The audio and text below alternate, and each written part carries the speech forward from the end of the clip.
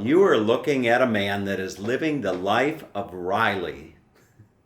That's what a friend told me yesterday as we were driving down the road. And I called her up and we were talking, and I said, Patty, I said, come on, be honest. I said, you're a little bit jealous, aren't you? You're a little bit jealous seeing all these posts of me on Facebook and YouTube and everything, going here and going there and everything. She said, you know, Tom, she said, I am. She said, you are living the life of Riley. And that's an expression that I haven't heard in quite some time. Living the life of Riley. And I used to hear that a lot back in the day. And this morning I actually looked it up. I actually looked up living the life of Riley. What does it mean? And in looking it up, I found out that the dictionary. I went to a dictionary, online dictionary or what have you, and it just said something along the lines of living the easy life, living the easy life. And you know what? Compared to most people in this world, there's not a doubt. If that's the definition of living the life of Riley, then I'm living the life of Riley. I'm living an easy life. And you know what? I know that could change in 5 minutes. That could change in 1 minute. That could change this afternoon. Living the easy life. It's all relative. And I've not always lived the easy life. I've not I've not always had an easy life, mind you. As I was thinking about sitting here this morning, I woke up at 4 a.m. this morning. Here I am in Tavera, Portugal, and I woke up at 4 a.m. this morning to work on this website that you see. I don't know if you see it behind my shoulder or not, but you probably do. But anyway, so I woke up today and I'm just thinking after I saw that definition of living the life of Riley. I started thinking, have I always had an easy life? No. No, my life over the years, there's been periods of time where it's been anything but easy. My adolescence was, I won't even go there. My adolescence was just terrible.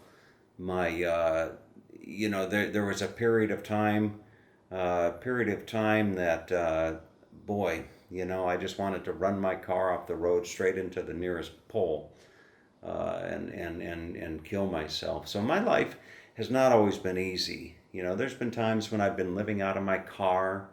There's been times when I've had to borrow $1 from a different person every day just so I could go get a beer at a happy hour and eat the teeny weenies or the little mini pizza, things, or the little, all the crap that they serve at those places. So I have not always lived the life of Riley. And I was thinking of another thing yesterday in insofar as where I find myself today. And where I find myself today is in great part because of the blessings of God. That's the biggest thing that has put me where I am today. Nothing short of the blessings of God. And then as far as the other things that put me where I am here today, it's the hard work. It's the getting up at 4 a.m. in the morning. It's the not going to karaoke on Friday nights and staying up and working till 11 or 12 o'clock at night. It's the countless hours reading books. It's the hard work. The hard work is what's gotten to me where I'm at today. Not as the camera, excuse the camera there, but but anyway, it's the hard work. It's the hard work more than anything else, with the exception of the blessings that have gotten me to where I'm at today. Living the easy life.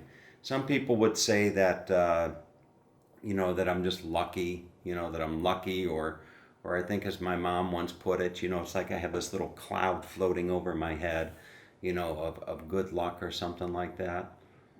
It's not. It has nothing to do with luck. It's all about It's all about blessings, and it's all about hard work and sacrifice. And, I've had some people that have come into my life over the years that have made all the difference in the world as well. I can count on one hand certain individuals that have come into my life over the years that have just made a huge, huge impact on my life. And I would categorize those individuals coming into my life as blessings. Nothing short of blessings. So anyway, those are my thoughts on this camera keeps moving around. Those are my thoughts on living the life of Riley. The other thing is I woke up this morning and I'm thinking about, what to do next as far as where to go. I have a flight scheduled at almost 8 o'clock from Budapest, or from Lisbon to Budapest, arriving at 12:30 at night, Friday night. And my plan was to go to Budapest, spend a week, and then go down to Zagreb on the 1st, where I have a reservation, and then from Zagreb go to Ljubljana, and then to Salzburg, and then, on and on and on and on. And this morning I found myself thinking, is that really what I want to do? Is that really what I want to do? Do I really want to go trekking through, buses and car rentals and train stations and all that kind of stuff? Do I really want to do that for another 2 or 3 weeks? And I started thinking about it. And I went online and I went on Orbitz, and you know what? There's a flight. I could be home Friday night at 8:30, home being Florida. I could be home Friday night at 8:30, catching a flight out of Lisbon Friday morning at about 11 o'clock. An easy 7-hour flight across to Boston, a 2-3 hour layover where I could probably get a Chipotle burrito bowl, and I could be back at my home Friday night, and shopping Costco Saturday morning. I mean, imagine that. And the jacuzzi Saturday afternoon, the hot tub. And I think about that. I think about it, and it's like, you know what? I've had a great trip. I've been gone over 2 months now. I've gone to Mostar, Dubrovnik, Split, Krakow, Budapest. I've been to all these great, great places. And I've done some really, really good things. And I found myself thinking that, the Christmas markets, it's been a dream of mine to see the Christmas markets. It's been a dream, and it still is a dream of mine to go to the Christmas markets. And, I found myself thinking that maybe the Christmas market trip would be better with somebody that I love, somebody that I'm in love with. To share that trip with someone special. Maybe that would be the better way to do the Christmas market trip. To have somebody special in my life, and do the Christmas market trip with, that would be the ultimate Christmas market trip, rather than going around by myself, doing the Christmas tour. So anyway, and then the other aspect of it is prioritization. There's your 50-cent word of the day: prioritization. And I find myself thinking that I've got so much work to do. If you look at this website behind me, this website that, I don't know if you can see it, maybe I'll turn the camera around.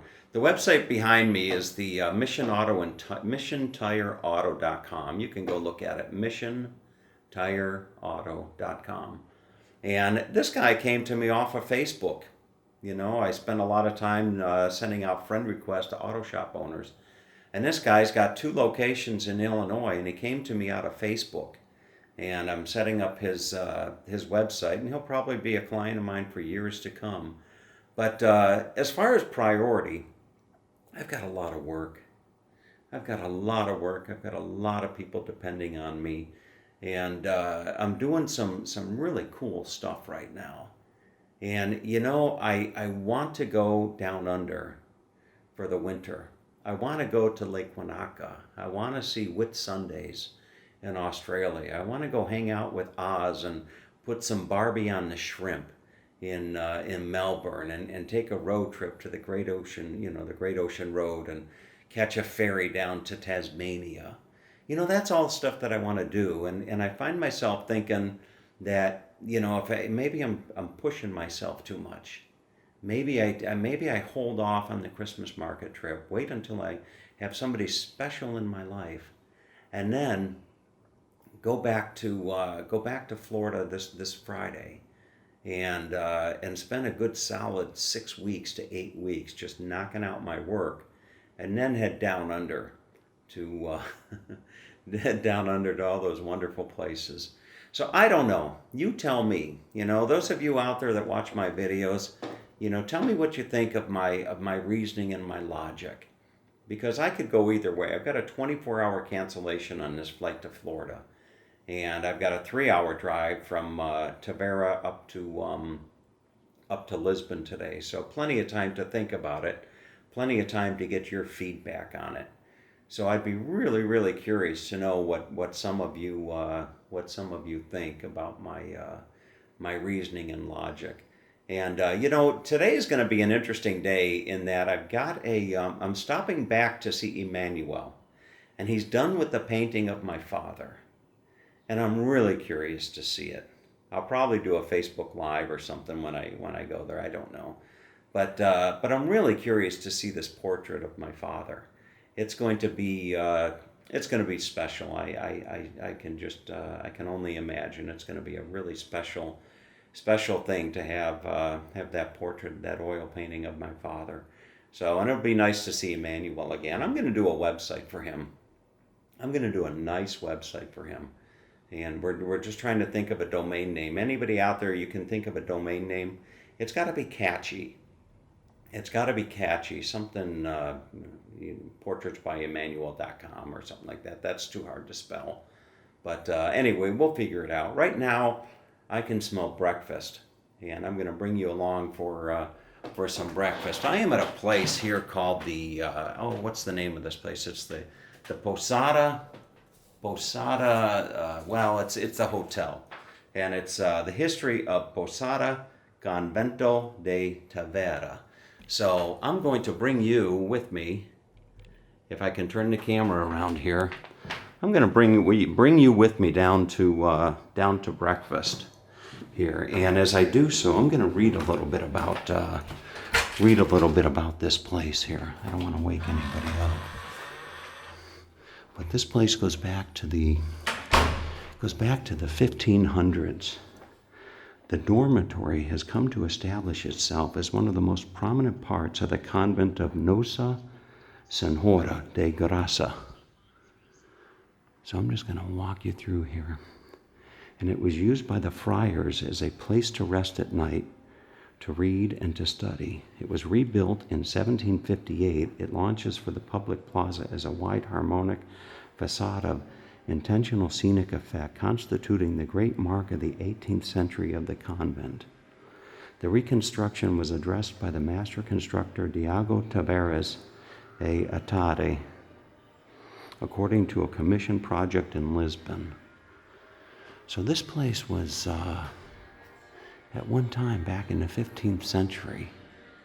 You can look up the history of this place. But it's really something else walking along these walls here. Look at this.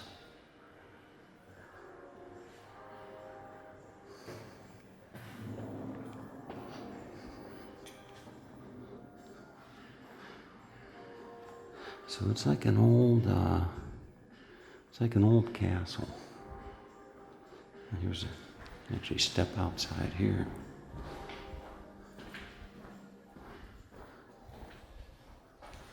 I don't know if I can step outside or not. Well, actually I can. It's actually a beautiful morning here.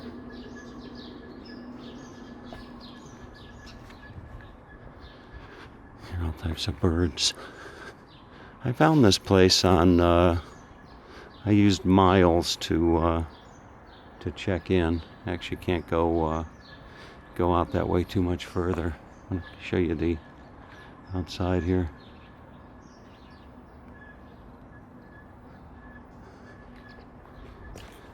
So somewhere I gotta find my way into having breakfast. You know, as you walk these halls, this is part of the Pestana Hotel Group. And now my shoes are gonna squeak because I went out into the moist morning.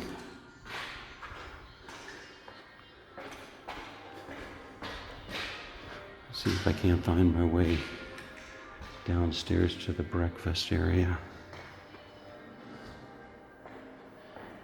Oh, the stairs are just grand here. I would imagine that this is from the 15th century. Right there. All these stairs and everything. They've got to be from the 15th century.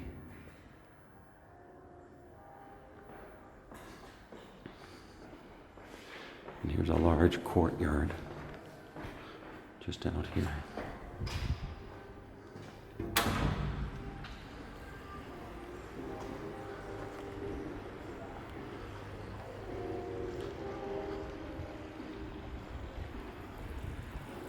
Look at this.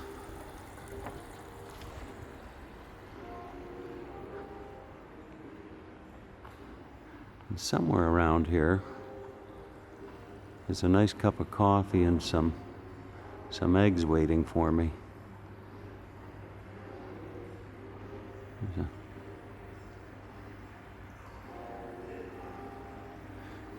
You see they covered her up with I don't know what that is, seaweed or something like that.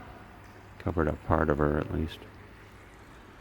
So I'm going to see if I can't find my way into the breakfast area.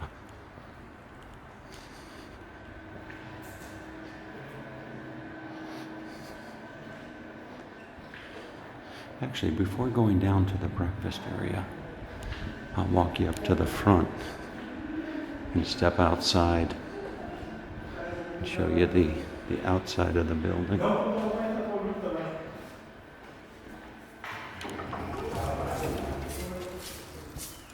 What a beautiful morning it is. Oh, the sky is just beautiful blue. I'll show you the building from the outside. Posada do Convento da Graça, Caraca. Look at that.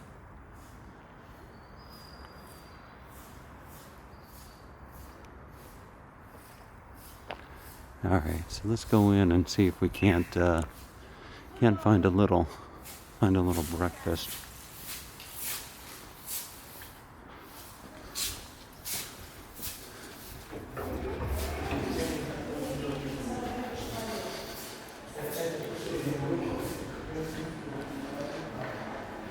Somewhere up ahead, they'll have breakfast.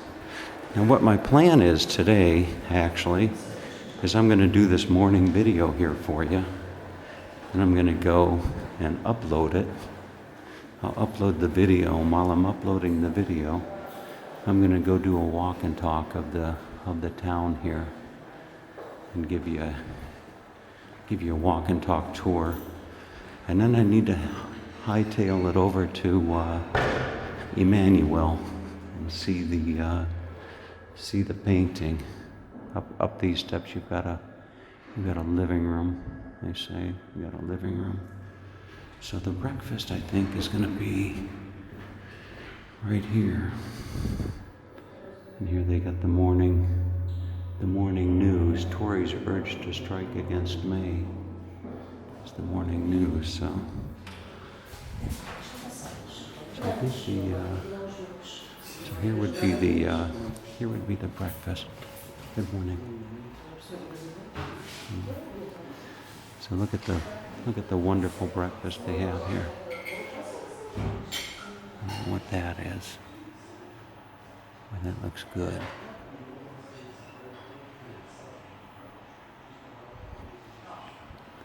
So easy to fill up on all this stuff when you're traveling. Oh, now here's these are the things that are quite famous here in Portugal. Praça de Tata, I think they're called. So quite a nice selection.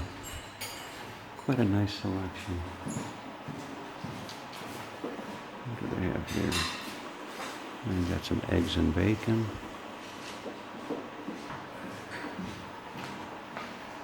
Over here we have tomatoes and sausage. Okay, folks, so I'm gonna grab myself a bite to eat, and get on with the day and let you do the same. So I'm really curious to know what your thoughts are on should I stay or should I go now? Should I go on to Budapest and do the Christmas markets, or is it time to call it a trip and go home and get ready for the next one? You tell me, and have a great day.